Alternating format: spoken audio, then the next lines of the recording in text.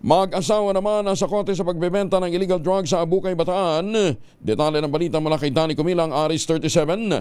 Danny Kumilang, magandang umaga. Nasa kote ng mga tauhan ng Station Drug Enforcement Unit ng Abukay Municipal Police Station ang isang mag-asawa sa ikinasang drug bebas operation sa Barangay Gabon, Abukay, Bataan alas 12 ng tanghali.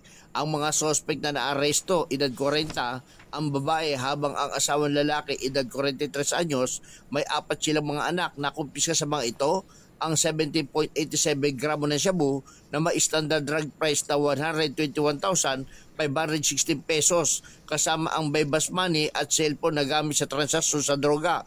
Sa panayam ng DCRS News sa biyanan ng babae na ina ito ng lalaki, matagal na niyang umanong pinagsasabihan ang kanyang manugang na babae na tumigil na ito sa pagbebenta ng droga, subalit matigas umano ang ulo nito hanggang sa mahuli ito kahapon.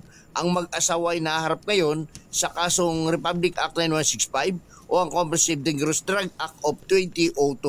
Danny Kumilang, RH37, DCRH, una sa Pilipinas, una sa Pilipino. Maraming salamat, Danny.